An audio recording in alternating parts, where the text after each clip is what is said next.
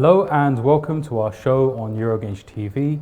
Today we'll be speaking about the Cyprus peace talks and about the lobby efforts for recognition of the TRNC. I am your host today. My name is Ertan Karpazli, and I'd like to first of all begin by introducing our three esteemed guests. First of all, we have Alev Adil. She is a writer, an academic, and a poet. We also have Baroness Meral. She's a member of the Liberal Democrats and also a member of the House of Lords. And we have, last but not least, Mehmet Bayramoglu. He is the ÜBP representative here in London. ÜBP, of course, being the National Unity Party, the ruling party of Northern Cyprus. So I'd like to really, first of all, begin by addressing the elephant in the room. For those of you who are fortunate enough Hello.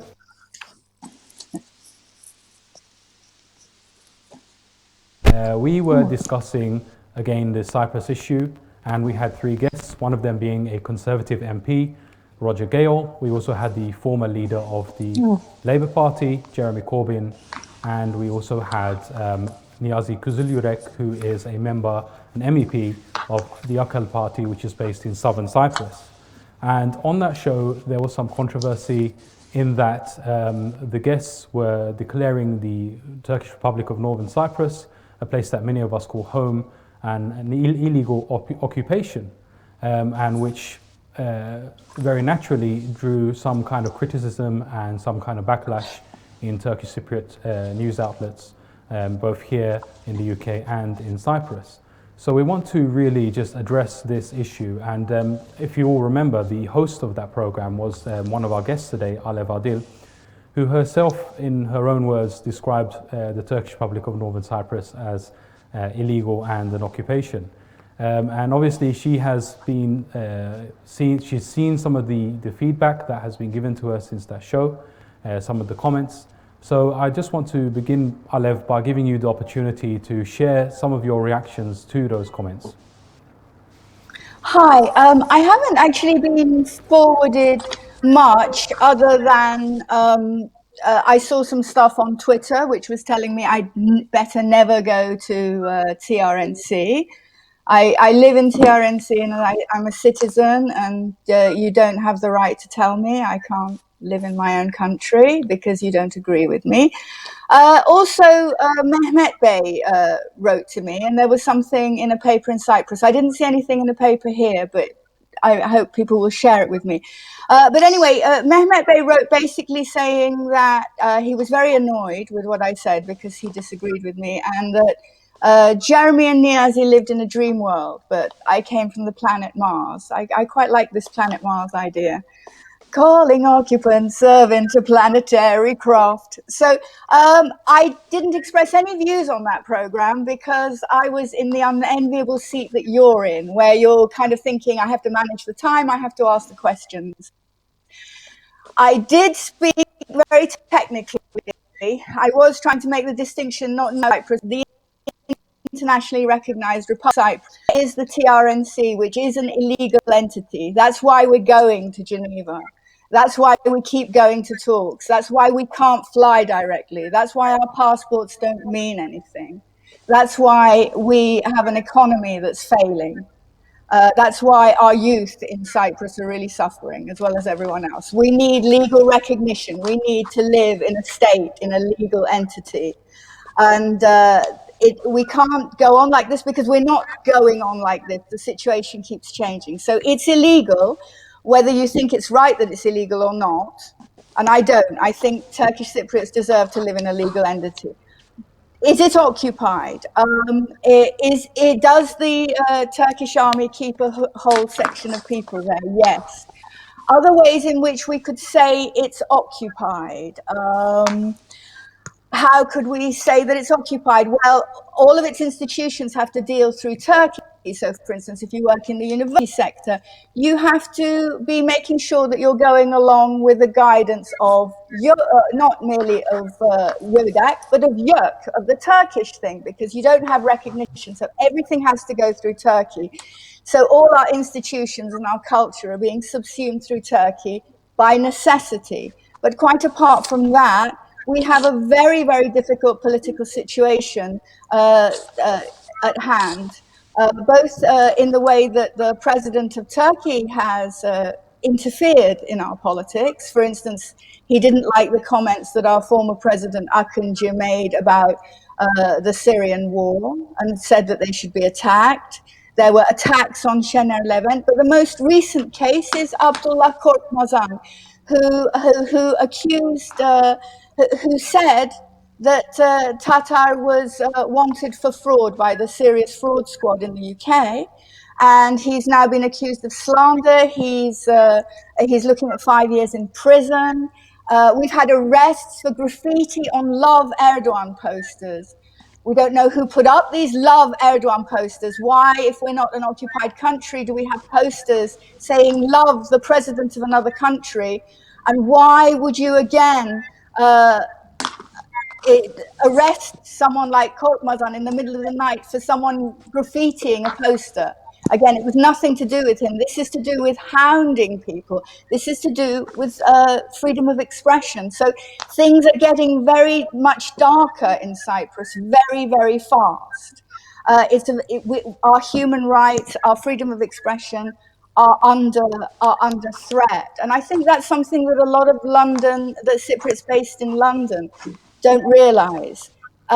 Also, I think that it's difficult when you're in London to know how difficult it is to speak out. So it's a very brave number of people who do actually go on these demonstrations and speak out, because if you have a job, you can lose your job, or it's a small place, your relatives can lose their job. You know, anything in a small community has effects quite apart from the fact that we've had unprecedented arrests. We've had, again, a horrible thing recently. The Committee for Missing Persons, a bizonal, bicommunal committee, worked to find the remains of a tragic killing in Murathan, the Akansoy family that was slaughtered in 1974 by Greek Cypriots. The family wanted a private funeral. They wanted to grieve. They wanted dignity. They wanted a private funeral. And the president has because he's angry, they wouldn't have a national ceremony, you know, tweeted about this. So that the family have received, again, trolling and death threats. Now, I received a little bit of trolling and no death threats. I received a little bit of trolling after the last program.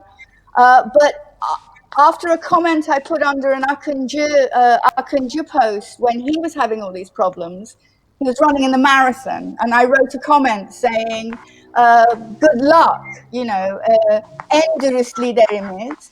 And I got a whole lot of death threats, rape threats, things about how I was the bastard spawn of the British. I was a Greek Cypriot whore. I mean, this trolling is part of a much deeper, much nastier, not only international modern thing, but it's part of this silencing Cypriots and silencing debate. So I just want to really signal that our freedom of expression and our rights are really, really under threat in Cyprus at the moment. Thank you for your elaboration. It's definitely a very interesting answer you've given us. So you have mentioned that your reason for calling Northern Cyprus legal is because it has no legal representation, which I'm sure everyone will agree with, even those who are seeking for the recognition of Northern Cyprus. And in terms of the kind of attitude towards what you say is an occupation, it seems that your grievances mainly come from human rights abuses, which you call human rights abuses in Northern Cyprus, and you believe that much of this comes from Turkey, the Republic of Turkey. But I'm sure you do understand. Obviously, you have the right for your own opinion, and you have the right to express it as you please. And obviously, we don't condone any kind of aggressive clampdown on anyone's right to express themselves. But I'm sure you do understand that for many Turkish Cypriots, even those who are born in the UK, even those who are my age, who weren't alive at the time of the war in 1974, you know, we've all kind of grown up with these stories of the war and the atrocities, the massacres that were committed against the Turkish Cypriots by the Greek Cypriots. So therefore, it is quite normal for many Turkish Cypriots, I believe, to be alarmed somewhat by the comments that you made on that show. And I know that, as you mentioned in your answer, one of those people is actually another guest today, Mr. Mehmet Bayramoglu, who is here representing the UBP, which is obviously the main party campaigning for the recognition of North Cyprus right now. Mr. Mehmet Bayramoglu, could you... Oh, go ahead, please, Alev. I just want to say, I didn't say anything to alarm anyone. Whether we want Turkey in there and whether we want it to be legal or not, I just used a description. I'm a born and bred Turkish Cypriot. I mentioned the Akansoy family who lost that. We all have a range of opinions. The one official story told by UBP is not the one that all Turkish Cypriots feel. It's not even one that a majority feel. It was a very narrow majority by one. It's like Brexit. It was a 50-50 vote in the last election. So to say it's illegal, it's not controversial. You might not like it, you can disagree, but to get verbally violent about it isn't on. Okay, I think Meral wants to say something, but before I get to you, Meral, I just want to go to Mehmet.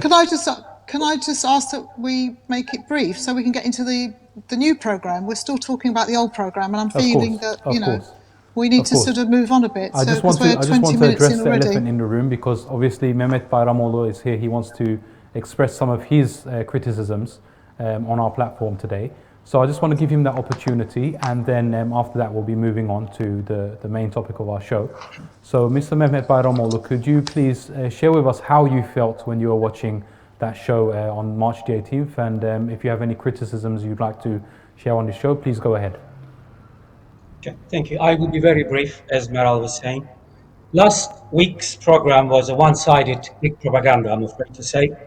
The participants, I think Roger, Jeremy Corbyn, and Kızıl Yürek, and moderator Alev Hanım, they all spoke as one voice pro-Greek. There was no one there to argue from the Turkish side.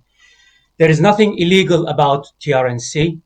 Illegal is the Republic of Cyprus, who is in the sole custody of the Greek Cypriots. We were forced by force of arms way back in 1963. In 1963, Makarios demanded 10 amendments to the constitution, or 13 amendments. We rejected. When we rejected, Makarios used force of arms and forced us out of the government. So the illegitimate government is the Republic of Cyprus, which is at the sole custody of the Greek Cypriots. Turkey, as per guarantor power, Zurich and London agreements give legitimate right to Turkey to take unilateral action, and that's what Turkey did. So therefore, TRNC is not under occupation. Turkish troops came to rescue us. I'm sure Alev, you probably knows, but he doesn't want to admit it. On the 17th of July, 1974, Nikos Samson, and I'm a live witness to it, proclaimed that this is a Hellenic Republic of Cyprus. Can you hear me? Can you hear me at all? Yes, I can, yeah. Can you hear me? Yeah. So therefore, having declared enosis on the 17th of July, 1974, Turkey had no alternative. Enosis, by the way, means unification with Cyprus uniting with Greece. Therefore, Turkey had every right to intervene to save Turkish Cypriots from total slaughter and also take what rightfully belongs to us. So there is nothing illegality. There is no occupation. The occupation is in the south. The Greek Cypriots have occupied the Republic of Cyprus. So I think I should finish at that for this question. I'm sorry, Alev, you're holding a sign that I can't read on the screen. What does that say? It says 12th of February, 1977. And then I can hold up another one that says 19th of May, 1979. Okay, I see where this is going. So I'm gonna stop that there. This is going to how Denktash, our president Denktash, had fought for a bi-communal. Okay, before we go on a tangent, I'd just like to say that my comments on what Mehmet has just said, I'm sure as Turkish Cypriots, we've all heard these statistics and these figures and these historical facts over and over again. And I feel that Mr. Mehmet, what you've given us is definitely something that many Turkish Cypriots have been brought up with, something that many of us agree with. But unfortunately, the reality is that outside of the Turkish Cypriot community, it's very hard to find people that agree with that interpretation of history. However, I do sense that say 30 years ago, we were more likely to find Turkish Cypriots who were very happy to accept your interpretation of history. Whereas today, it seems that an opposition voice to that interpretation, one that I feel that Alev has voiced in her comments, is starting to gain more and more traction. So I want to ask actually Baroness Meral-Ece, as a British Turkish Cypriot yourself, I believe you were born in London, weren't you, Meral? Yes. Yes, so my yes, facts are, yes. my information is correct there. So I want to ask you from the perspective of somebody who's been born and raised in the UK, away from the Cyprus conflict, away from, physically being involved in that war, your observation on why do you feel that Mehmet Bey's argument is starting to lose steam among the Turkish Cypriots themselves? Well, thank you very much for inviting me on the programme as well. I, as a politician, as the only Turkish Cypriot in British politics, in the British Parliament, perhaps I take a wider perspective. I can step back. I didn't step back years ago. For many years, my family were very intimately involved in what happened in Cyprus all through the 60s. And we lost many members of my mum's family in the village of Alaminyo, one will know about. So I grew up with the tragedies through the 60s. So I'm not that distant, really. But now, I'm here as a politician, as a member of the House of Lords. I take a slightly wider view, and I like to take a view of how the world perceives us, and particularly the United Kingdom. Things have changed, and history is fading in people's lives. But for Turkish Cypriots, I respect the fact that they have a history, and many have suffered. Many have suffered on the island of Cyprus. So I respect that. I don't think it helps, as Mehmet Bey just outlined, to keep talking about what happened. We know what happened. It's like Britain talking about the war all the time. We've moved on now. We need to talk about where we are now and what we can achieve as Turkish Cypriots. What is possible to achieve on the international stage? What is possible? They're coming up pre-talks, +1 talks are coming. Those talks are really to explore a way. From my information, for decades, and they're getting rather fed up with it. I don't think they want to carry on forever. But the Turkish Cypriots, what I don't hear, and I hear that President Tatar is, elected. He wants a two-state solution, and I know Mr. Mehmet Bey supports that.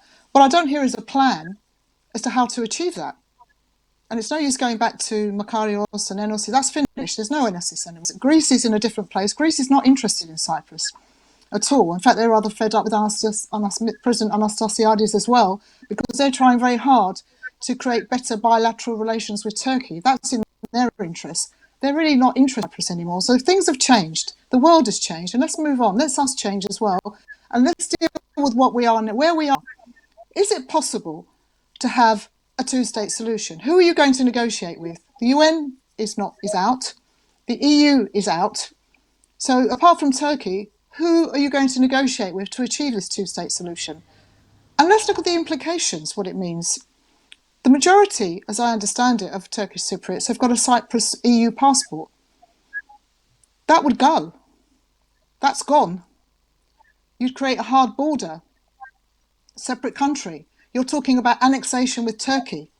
How many Turkish Cypriots want to be annexed and part of Turkey, given what's going on in Turkey at the moment? This is the reality. Turkey's economy is suffering, so of course North Cyprus's economy as well, because it is wholly dependent economically on Turkey. It's not viable.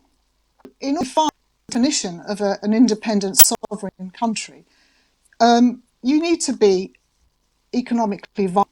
not reliant on another country. It's got a permanent population, that's good, but it's very much reliant on an outside power. So it hasn't got the conditions. And even if it did have the conditions, there's no country in the UN Security Council that supports this. So how will it ever happen? The last country that gained independence and was recognised by the UN Security Council was Bangladesh in 1972, because the UN Security Council, the 5 permanent members, were persuaded that Bangladesh should be an independent country. The more recent new country was Sudan. So South Sudan broke away from Sudan. There was Sudan agreed to this. So in order for the TRNC to be a separate state, the recognised country is Cyprus. So you would need the Republic of Cyprus to agree. So of course they will never agree to that. So the question I have to put to Mehmet, who's representative, and obviously reading the view of the ruling party who are pushing this two-state solution, is: are you being honest with Turkey? Are you giving them the facts? Because this debate that we've just heard earlier is so negative, and it's such a waste of time. I mean, I got into some discussions on Facebook trying to educate people to say, well, what about this? What about? I got a shed load of abuse. It's just abusive and toxic. Even these things in a grown-up mature, you say, oh, you're a Greek love, or what's ridiculous here. Global world, in British Parliament, feature very highly. It just doesn't. It's a shame, because it's peaceful, because there are no wars. You know, it's not matter. So my job and my colleagues, I have very good colleagues in the House of Lords, who are very supportive of Turkish Cypriots and their plight, the isolation, the real problems that young people are facing, is to keep raising the profile, keep putting down questions, talking to the Foreign Office. These are the only ways that I can lobby. But I find there's a complete lack of interest from the TRNC government to do any lobbying. They've done nothing in the last 30 years. Nothing. There's been no lobbying. The Greek Cypriots spend millions on lobbying. That's why they've got MPs queuing up to support them. That's why you just gave an example of some MPs who are on your programme last week. Why do you think that happened? That happened because they're investing. They've been investing in the British Parliament, taking MPs and members of the House of Lords over to Cyprus, having meetings with them, putting their point of view across. The Turkish Cypriots sadly think, oh, we're here, we exist, so everyone's nose up. Nobody knows anymore. You know, and I think what Turkish Cypriots have singularly failed is to properly invest in the office here. This is the largest Turkish Cypriot diaspora outside in London, in England, outside of the TRNC, and there's limited investment. There's no money for anything. I think the staff there and the Oya Hanım and others are trying to do the best they can. They work extremely hard, but with limited resources. So if you don't believe in it, if you don't believe in yourself as a country, as a nation, and you don't put the money there, how do you expect anyone else to support you? You know, you've got to put the investment in. And I think it's very depressing that I feel, as a Turkish Cypriot myself, I feel it very strongly, that I try very hard with very good colleagues to put down questions about, all sorts of aspects about the isolation, about Turkish Cypriots, about educational rights, all sorts of things, cultural, music, sports events. And there's no backup. There's no one coming in, from the Turkish Cypriot TRNC or anyone else coming in or writing letters to the Times or writing to the Prime Minister or the Foreign. There's no one doing that. It's like, I'm afraid this is what happens with countries that have become very isolated. They've turned in on themselves. So they're fighting amongst themselves and talking amongst themselves, but they're not talking to the world. So that's my frustration. I'm sorry if I've gone a bit too long, but I do want to say that. And I do think we've got to stop this insulting each other. Just because you don't agree with me, it doesn't mean you have to. I don't agree with you, Mehmet Bey, but I'm not going to insult you. That's your views. I respect your views. Of course, I didn't vote for Brexit. I'm opposed to it. But I'm not going to go around attacking and being abusive and threatening all the people that voted for Brexit. It's madness because we live in, we've got freedom of speech. I hope the TRM modern democracy, from some of the things that have been mentioned, is very worrying. It's going down a slippery slope of totalitarianism and intolerance. The way of Turkish Cypriots, we are very different. We've always been more outward-looking and European. In the way that we've seen some aspects of Turkey has gone, whereas freedom of speech has been suppressed. That shouldn't happen. People should be allowed to express their views. We should tolerate each other and respect each other.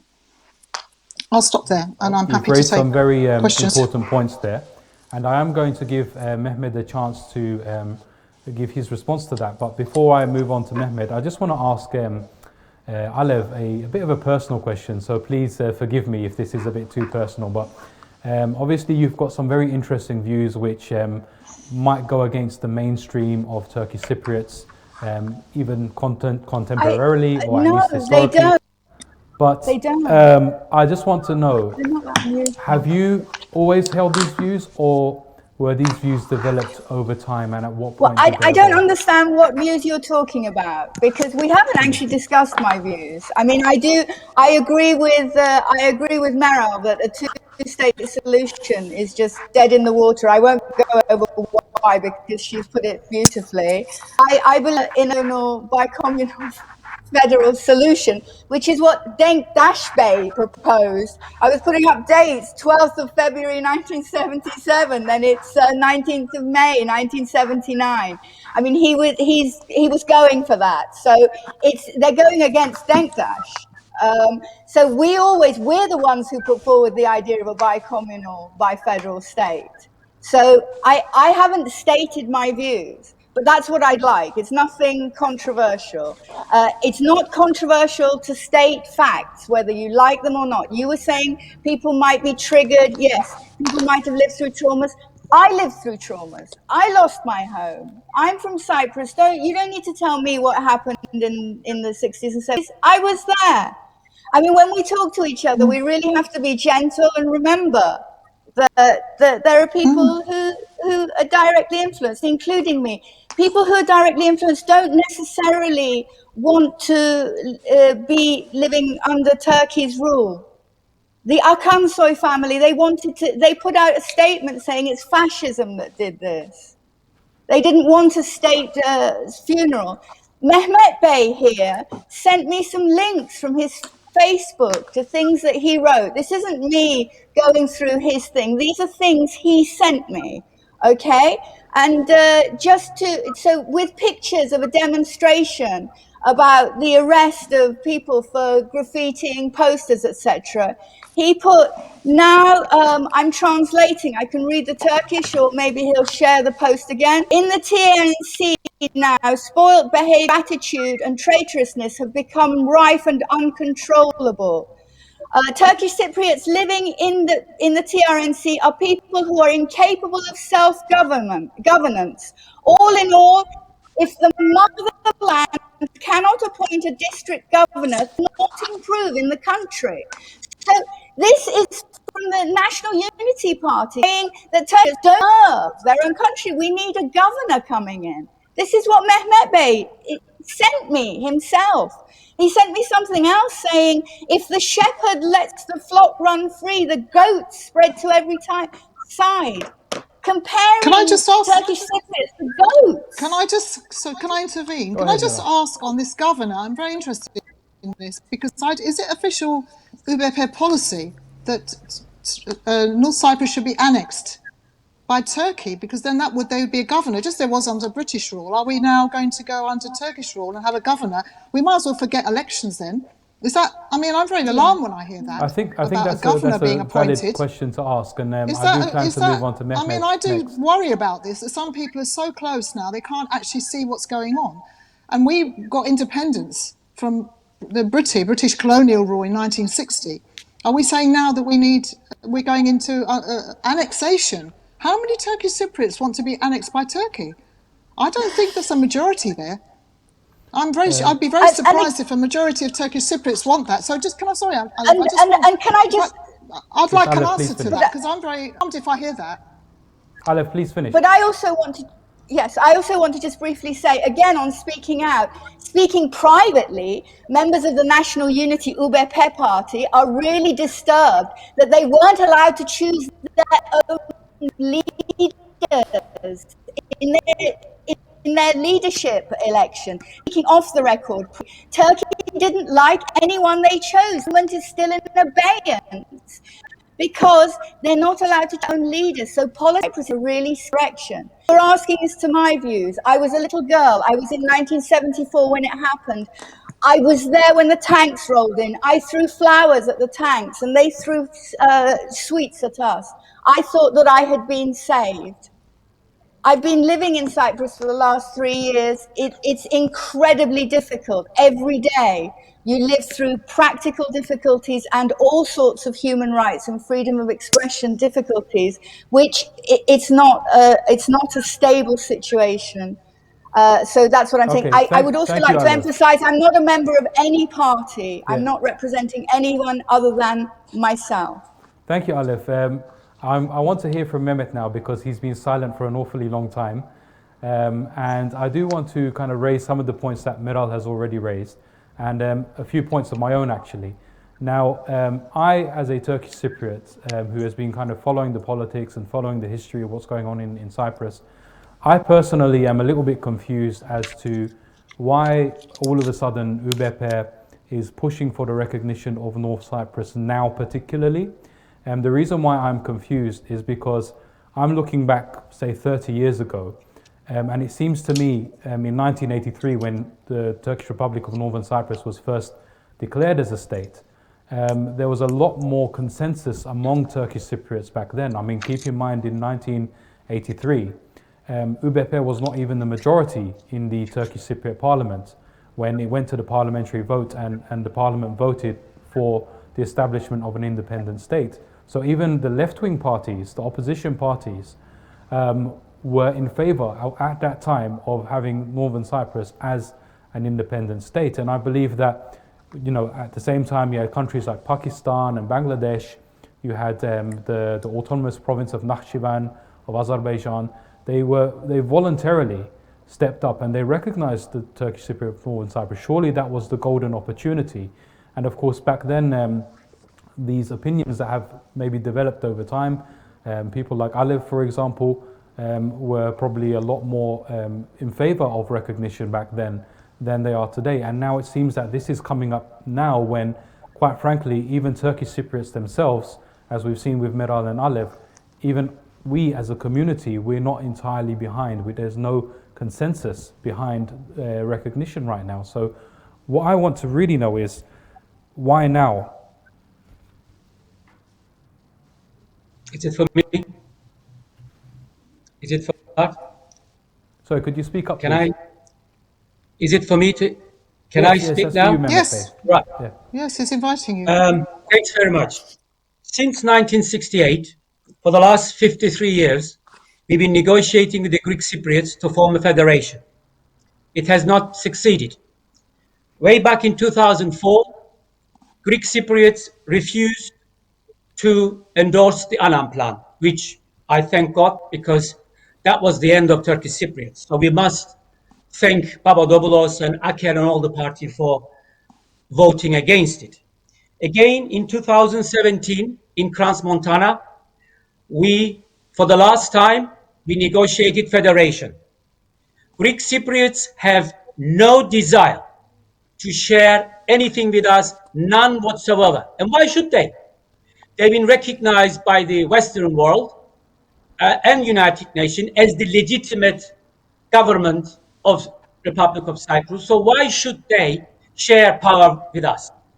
Since the election of Ersin Tatar, our new president, starting from President Erdogan, Vice President Oktay, Foreign Minister Çavuşoğlu, President Ersin Tatar, Prime Minister Ersan Saner, and our current Foreign Minister Tahsin Ertuğruloğlu, all speaking with one voice.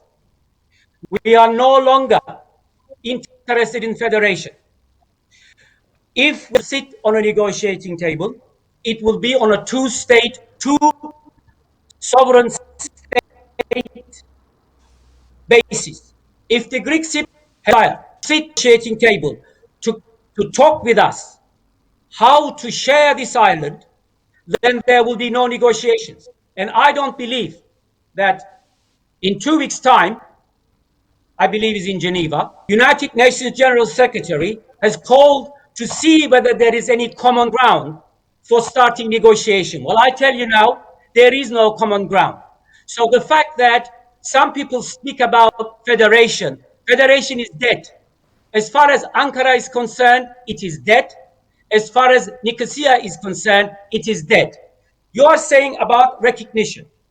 How can we go for recognition when we are continuing with the discussion on negotiation on federation? Federation is closed, it's finished. We are not negotiating. That's the position of Ankara. That's the position of Nicosia. Where do we go from here?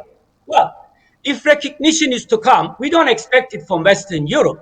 We expect it from friendly countries like Azerbaijan, Pakistan, Malaysia, Indonesia, Kyrgyzstan, Kazakhstan, Turkmenistan, and so on and so on. We don't expect Western Europe, or particularly European Union, who is the main problem here, because European Union is actually, last week, for example, they were arguing that European Union is an objective. It's not. European Union is there to support the Greek and Greek Cypriot view, to impose the will of the Greek Cypriots on Turkish Cypriots. Therefore, our way forward is this. We had enough of federation. There will be no talks on federation. We will not sit on the table, and this is the firm view. So there's no point about talking about bizonal federation. It's finished, over. Where we go from here is, yes, we go for recognition friendly governments, and they exclude all the Western European governments. Forget Western European. And Meral was saying about international. When you say international, the world doesn't condone Western Europe, America.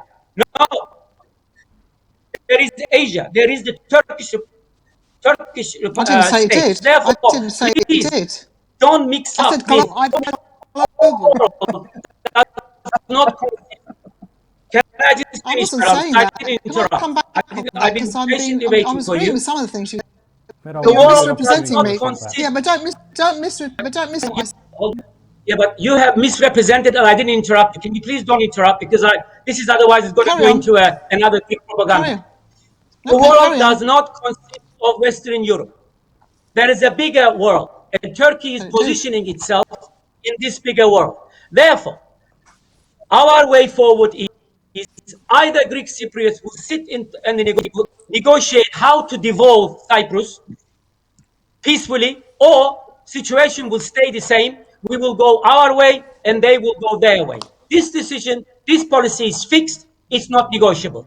Whether or not we get recognition, and I will add further, which I'm sure they will be pleased to hear, or with Turkey, a Monaco style, Puerto Rico style, Hong Kong style, or any other, our options are enormous. One thing is excluded. Federation is out of the way. No longer. Federation is not on our agenda. Integration with Turkey is on our agenda. How we do it is a matter between us and the motherland. Recognition is on our agenda, but federation is not on the agenda. So I think that answers the question of the, I think clearly answers the issues that's been raised in the last half hour. Okay, Thank you. Meral, before we go to Can you, I just want to ask I one more question to come back, Mehmet Bey please? about what he's saying.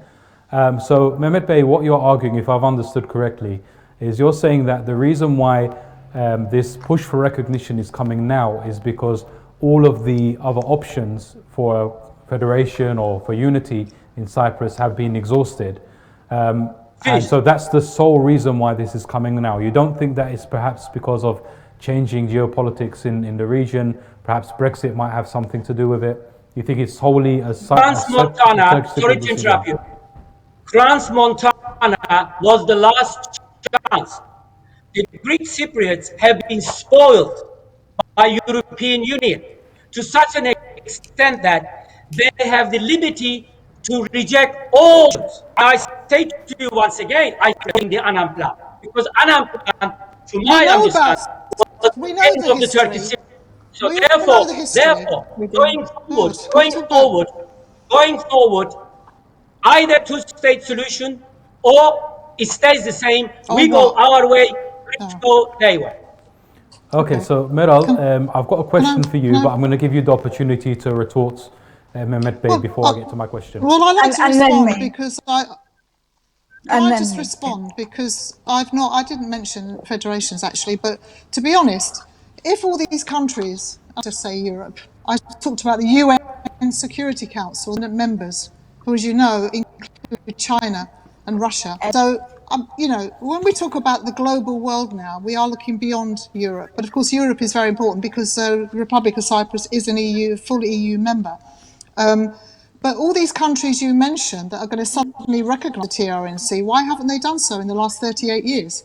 That's my first question. Azerbaijan, as I understood it, did initially, but then, of course, America stepped in and persuaded it, and it withdrew it straight away. All these countries, Turkey at the moment, I think you need to look at what's going on in Turkey. You talk to people in Turkey interested in Cyprus. They've got their own problems. They've got their own financial, economic, and real issues going on. President Erdogan at the moment is trying very hard to improve his relationship with Biden, the Biden administration. That's where the priority lies. He's trying very hard to improve the relationships with the EU. President Erdogan is our future EU. So Turkey lies with Azerbaijan, Indonesia, and Pakistan. This is very interesting. I'm not quite sure where you think your future lies with Pakistan. Rely very heavily on the United States and the UN. I think this is a pipe dream, and I do wish you would be honest with people. You are not being honest with the people of the TRNC. We don't need history lessons. I agree with you. I was agreeing with you till you got that point. I don't think the Patriots want to share power. I agree with you. Krasnodar was almost a done I agree.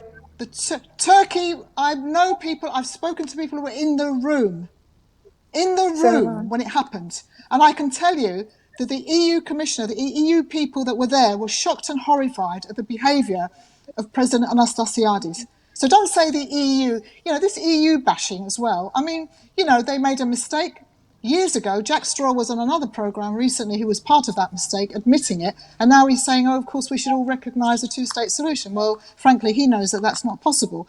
But, you know, Crans-Montana, the Turkey was so keen on a deal, the one that your Mehmet is so angry about, that they've even withdrawn their guarantor right. They even said they're withdrawing most of their troops to about 800, and even that would be phased out over 3 years. So that's what went on there behind closed doors. So the idea that Turkish Cypriots from Mehmet Bey's party are still clinging on to the motherland is doing what the motherland is good for the motherland.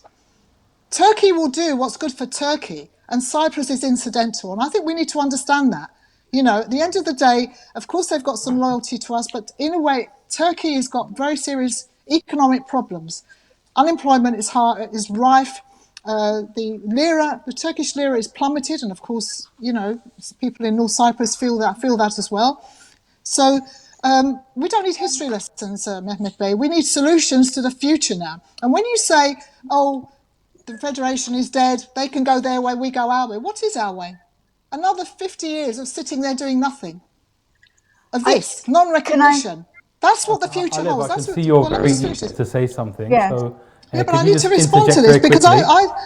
I like people to be honest to what our options are. And I'm trying to be honest. I agree with you. The Republic of Cyprus, the leadership there of Anastasiades, and they're actually embroiled in corruption at the moment, his government. So he hasn't got a lot of agency, even if he put a referendum to his people.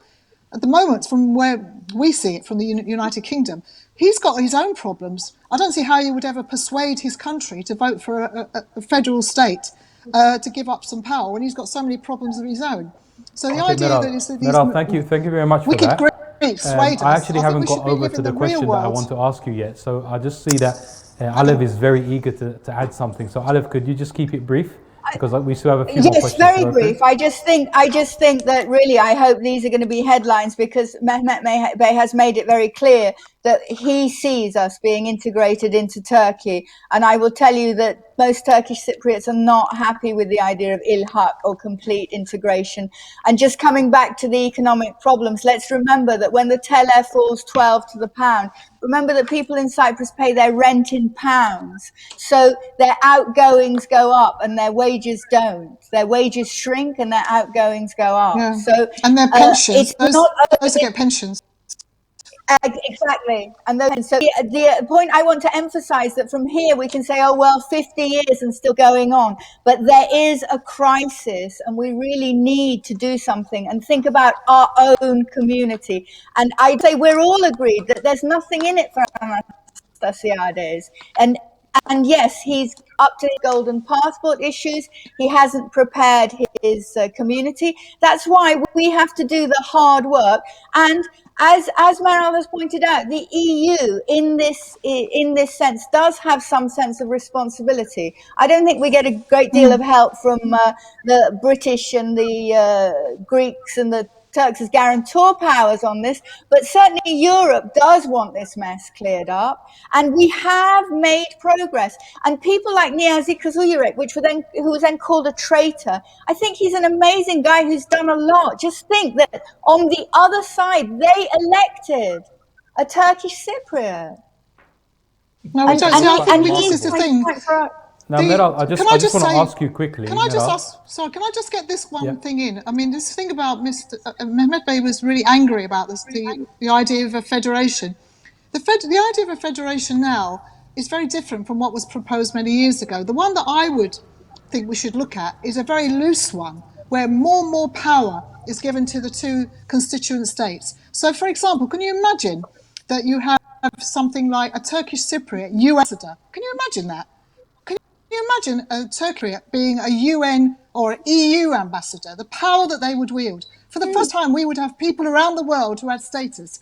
But I'm afraid Mehmet Bey wants us to remain where we are, in our corner, diminishing as a country, diminishing as a people. There's no future there. There's no future there. And if you're looking to Turkey to solve all your problems, you know, I love Turkey. I love the Turkish country, the people, the culture. I love it. I have family there. But I'm afraid the going now is dragging the TRNC with it. And you don't want to be dragged down in that. There's no prosperity as well. People are suffering in North Cyprus, and I think you need to recognise that. And your party needs to find solutions for the people living in North Cyprus instead of all this rhetoric about, you know, two-state solutions and all the rest of it. You don't have a plan. I've heard nothing. All I've heard is a history lesson. Plan. How you're going to achieve it. You're looking to Turkey. Turkey's looking to improve its own relationship with the EU and America. That's the reality, not Indonesia and Pakistan. That is a dead end, and I think you should be honest with people. So, Meral, you're in a very unique position in the Turkish Cypriot community in that you are a Turkish Cypriot who is involved in British politics. So you get to share with us maybe some insights that others can't really share with us. So, first of all, I know that you're involved in certain types of Turkish Cypriot lobbying for certain Turkish Cypriot causes, even if it's not recognition, but you're doing it nonetheless. But as we can see just on this program alone, I think it's a very good example of the diverse stances that Turkish Cypriots are taking both here and in Cyprus. So how difficult does that make your job in your conversations with your colleagues in the House of Lords in convincing them to support Turkish Cypriot causes, considering there's no consensus? And at the same time, could you perhaps share with us what's the general mood among members of the House of Lords, among parliamentarians that you may be mixing with? How do they view the Turkish Cypriot community in the UK particularly? Well, the answer to the question is the majority don't view the Turkish Cypriots. They don't even know they exist, unless they're MPs who happen to have a large Turkish Cypriot community, constituents. The problem is that it doesn't register. Turkish Cypriots sadly don't. But of course, those that I'm privileged to work with, there's about 20 or 30 who are part of the all-party parliamentary group that I'm the vice chair of for the TRNC, are committed to improving the lives and raising a profile of Turkish Cypriots as a people. We don't take a particular view on recognition not, but certainly one thing we do want, and we've been calling for years and years, is proper lobbying to raise, to raise our voices. And what's is very dispiriting for me, and you asked me what the problems are, and as I'm talking as a British politician, is the disunity, this division, this constant sniping. No one's interested. I can tell you now. When they hear two sides like this, when they hear, someone saying, "Oh, this is dead, we're going back to the motherland," or someone else is saying, we're this, they're not interested. People lose interest. We're not that important in the world stage. So I think we need to have a formula and a plan and a strategy to raise the profile, to say why the continuing isolation of Turkish Cypriots, it's wrong, it's inhumane, it's immoral, given the promises that the EU made. We have observer status. How many Turkish Cypriots watching this programme know that we have observer status on the Parliamentary Assembly of the Council of Europe? President Tatar, when he was, before he became president, he used to attend regularly. Has anyone asked for any reports? What happened at those meetings? What influences took place? What meetings? Imagine being in Parliament regularly and the influence you could have. What is that influence? I'd like to know. And also, Turkish Cypriot politicians regularly attend. That's been going on since 2004. After the failure of the Annan referendum, they agreed to observer status. That should have been built on. They should have pushed harder for all the embargoes to be lifted on Turkish Cypriots. And I don't see that happening. Why are nobody lobbying for that? Why is nobody saying we need our financial independence? We need to export some of our goods. Why is nobody lobbying this instead of lobbying to become more integrated with Turkey? I just don't understand that. The longer you do that, the more the British Parliament is just not interested. And it's a shame. I've been told that the Foreign Office now, the British Parliament, is very much engaged and would have to resolve the Cyprus issue. They've had so many failures on Brexit, COVID, and all the rest of it. This is something they see as a win. They could actually do some good. So they are very much engaged. They're in listening mode. But who's talking to them? I'm sure the Greek Cypriots are talking to them because they talk all the time. Who is talking to them from the Turkish Cypriot side? If I'm to listen to what Mehmet Bey just said, that nobody's talking because they think the United Kingdom waste, or the EU, United Kingdom, all a waste of time. We should be talking to Pakistan. I can tell you now, we should be talking to them. We should be trying to influence. We've got voting rights. We should be lobbying hard. What do we lobby? We're too busy fighting amongst ourselves. We don't speak with a united voice. The Greek Cypriots have a united voice. They are a united lobby, and we're not. We're disparate groups, too busy fighting and squabbling over all sorts of issues. And I do think it's depressing. Mehmet Bey said, "Oh, we've done that. We negotiated at Kranz." No, you didn't. Mustafa Akıncı did that, and before that was Mehmet Ali Talat. Your party has never negotiated for anything, for a federal solution. You've just gone into this mode of being opposed to anything, the same as the Greek Cypriots, actually. So we go no further forward. Okay, Meral, you've raised some very good points. We don't get bigger, we don't get smaller. Meral, you've raised some very good points, and I just want to give Mehmet a chance to answer some of those points. Yeah, but I don't want to have a history lesson again. I think that's insulting to me. We're approaching the end of the programme, and I feel that Mehmet has got a few important things that he needs to say. Yeah, and I have a few important questions I want to ask you. Oh, come on, we know Mehmet the Bey, history of Cyprus. I don't want a history lesson. Mehmet Bey, I actually have a few questions. If you don't know the history, Mehmet Bey, could you let me answer the questions, please? I do know the history. I do know the history. We do. We lived it. I do know the history. I know very, very Meral well. Hanım, with due respect, if you know the history of Cyprus, you wouldn't be talking like this. The federation will lead to bloodshed. In 450 years of Ottoman conquest, Turks and Greeks have always lived side by side, never mixed. They went to different places of worship. They went to different schools. Their coffee shops were different. From 1955 to 1970. So we're getting a lesson now. It is important. We need to move away from the history, and I want to ask you a question about lobbying. Is not this is why we have no unity now. Look, there is we need to no ask you a point question about the future, not the past. There is no point about arguing about federation. Federation is finished. Either there will be a two-state solution or the status quo will remain. So there is nothing further to add to it. Status There are quo then. people talking Status about quo then. by zonal, by federation. We've Why closed that don't thing. you be It's finished. honest with Move people over. then? Move over. We are Why being isn't your honest. party being Choose. honest? We are You not are fighting for the negotiating status federation. quo. That's the end of it. That's the future for us. The future for us is either the Greeks will accept that there are two sovereign people in the island of Cyprus, or there will be no Yeah. negotiation. Simple as that. That's our future. Well, there's no So whether negotiation then. we Why are you accommodate going there? Why are you ourselves, going to the talks? why, Don't go to the talks whether then. we accommodate ourselves in a world which may be outside the Western world is another matter. But the important thing is this: there is no federation on the table. It's finished. Move on. Mehmet Move Bey. Alternatives: on where though? two-state What's your all recognition, right? What's your Mehmet Bey, plan? you integration, What's can't your Mehmet Bey, make I plan? just want to shouting. ask you about UBP's Mehmet Bey, plan. you can't make shouting There's no Sorry? through. plan. Mehmet Bey, I just want to ask you about Sorry? UBP's plan. Now, Meral raised some We good are points, and I overpaid. want to ask you a few questions about the future. How does UBP want to take us forward from here? Now, I want to give an example of Kosovo. Now, Kosovo is a state that declared independence in the year 2008, and that was against the wishes of Serbia, actually, who they broke off from. And Serbia to this day doesn't actually recognize Kosovo. Yet Kosovo has gained recognition from about 1/3 of the countries in the world, including some European Union nations, whereas some don't recognize Kosovo.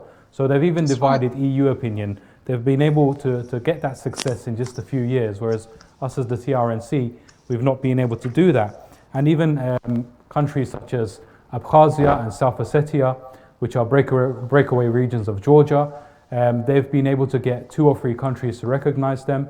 And there's a few commonalities that these countries have, and that is that they have members of the United Nations Security Council backing them up, even if it's just one, even if it's just Russia, even if it's just America. So that kind of seems to me to be the way to open the world up to get more countries to recognize. Now, the Turkish Cypriot community in the UK is about 400,000 people. We'll have better statistics on that when we get the results of the census. Yeah. But that's Census, an yeah. estimate right now. For me, it seems obvious that our ally in the UNSC is Britain. It's the most obvious target for us to get on our side to open up the recognition for other countries. So, for example, we can sit here talking about Azerbaijan, Turkmenistan, Pakistan, but these countries, as much as they may love to recognize us, they're going to be reluctant to do so unless there's some kind of backing from the UNSC. And in order to do that, you have to mobilize the Turkish Cypriots here in the UK. But as you can see, just from this program alone, we have many different opinions. There's no consensus. And we don't have a presence. We don't have an MP. We don't have anything like that in the UK. So the UBP, for me, it seems like it's the job of the UBP to convince, first of all, the Turkish Cypriots in the UK, not just as UBP, but as Turkish Cypriots as a community, because this campaign for recognition has to outlive the electoral term of UBP. It has to be such a consensus. So does the UBP have such a plan to organize and mobilize the Turkish Cypriots in the UK so that we can actually push the UK to get this done, to get this recognition done? Or are we just talking about statistics from the past? Do you know the name of our There's party? no plan.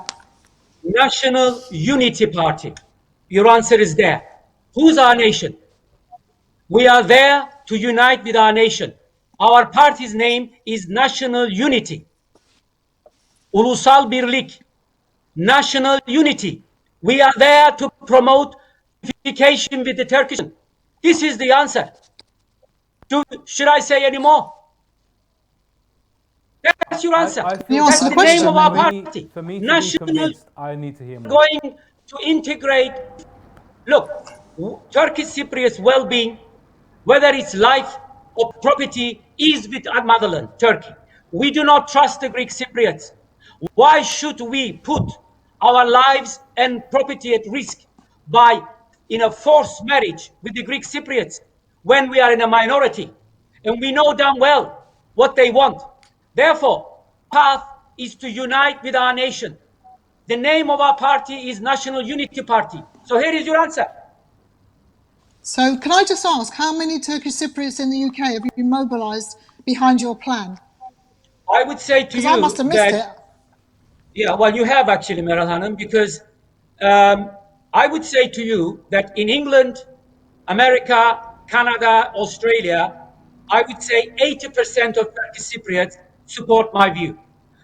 The percentage What, changes in the status Cyprus. quo, just as we are then.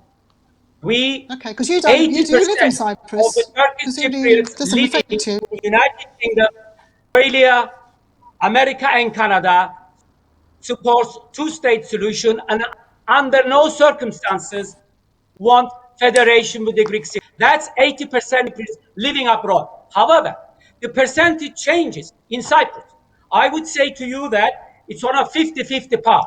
This is because Greek Cypriots, together with Greece, and since 2004, together with European Union, have been lobbying at this column, have been recruiting Turkish Cypriots, creating this as No, no, these are lies. These are actual Turkish. Can lies. we let Again, Mehmet go, Turkish. please, please? Can you please don't interrupt me? Look, I'm listening to you patiently. It is your job to make sure this goes fair. I am allowing the two ladies to speak. When I want to speak, they interrupt. What kind of program is this?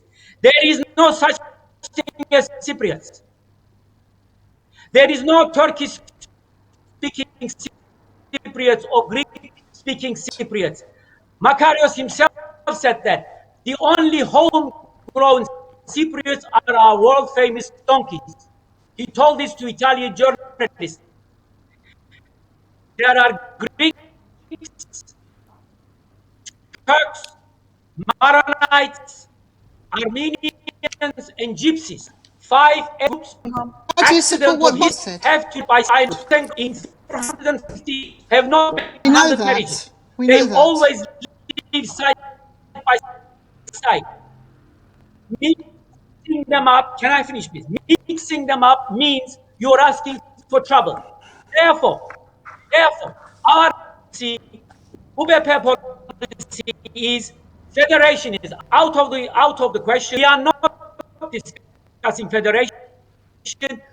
What we will discuss is how to get recognized by friendly countries and how to find integration.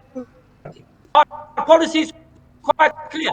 This is how we can safeguard well-being You said that and their about property. 15 Anything times. We else will understand Hello. risk that. Okay, You're I not think the we're getting some interference on of the Turkey feed. saying Can I ask that we don't speak over each other because our audience is complaining that they I'm can't fine. hear I'm done. who's my speaking. question was back at the clock. Okay, listen. I think We're going to have to take final statements from over each and of our over guests. again. I find it very patronising. Meral, since you seem very eager, we're going to go through our final statements for the show. So we're going to take maybe one statement, 1 minute, 2 minutes from each person. Please let's try not to speak over each other because some of our audience members are complaining that they can't hear the feed properly. So Meral, let's start with you. 2 minutes, if you can summarize for us what you want to say in this program, and then we'll move on to Alev. Thank you. I want to see Turkish Cypriots unified and lobbying on what's right for Turkish Cypriots living in North Cyprus. Those of us living in London, we don't have to live under those conditions of living under embargo, not being able to freely travel, not being able to have successful businesses, the rest of it. I think it's unfair. So really, the solution would be in their hands, in Turkish Cypriots' hands, not Turkish Cypriots. And I don't know if a federal solution would ever work. I don't know. It's not really the new system anyway. In a new world has not been properly tested. But what I don't want to do is politicians in Cyprus, in North Cyprus, not telling people the honest facts of what a two-state solution would entail. Why is it that in Cyprus, why is it so many thousands of Turkish Cypriots are going down to the Greek side and getting a Cyprus passport? It says Republic of Cyprus on it. It doesn't say Turkish Cypriot because it gives you freedom of travel, freedom of movement. And young people want that. They're using those passports to leave the country. So Turkish Cypriots are gradually becoming less and less and less. There'll be no Turkish inside. And I to see Turkish Cypriots flourish, be part of the wider world, be isolated in that way. And that's something I'm working hard for and have been for many years in the British. But I don't, for those over here being not saying so, because it's right, we're very comfortable. My party is very comfortable with it. He's here. They're very comfortable. So let's just stay as we are and our future in the hands of. That's what I'm hearing. That is a crime. Okay, thank you very much, Meral. Let's hear from Alev now. Alev, in 2 minutes, could you just summarize what you want to leave the audience with for this show? I want to speak directly to all Cypriots watching in London and in Cyprus or wherever in the world you're watching. Don't get pessimistic. Even if we're outside politics, we can still work together. We can still change things by connecting, by trying to make positive changes. If you care about Cyprus, then do something for Cyprus, for its environment, for its culture. We can get together. I would really love to run projects that join London and Cyprus, Turkish-speaking Cypriot youth together. And we mustn't get too pessimistic when it's just all to do with politics and politicians who don't necessarily want to make peace as we see here, because we can make a difference. And you're not a donkey, Cypriot. To the part used to call me being a Turkish Cypriot. He called me a donkey. He called us. He called me a Cypriot, and I want to work with everyone who's proud to be a Turkish Cypriot to make our island a better place. Thank you. Okay, and Mehmet Bey, last but not least, let's hear from you in 2 minutes, if we can All wrap I up. can say, all I can say that currently Ankara and Nicosia are speaking in one voice.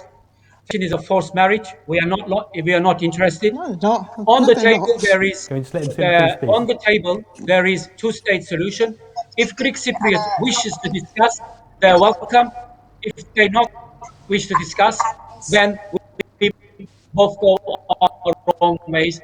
What the future holds, anyone guess. Thank you. Okay, thank you very much, Mehmet Bey, and thank you to all of our guests today for joining us. Apologies if we've gone slightly over time, but there were still many questions that even I couldn't ask. Thank you everyone for tuning in, and hopefully we can continue this conversation on another program in the future. Thank you very much. I'm your host, Ertan Karpazli. Goodbye from me.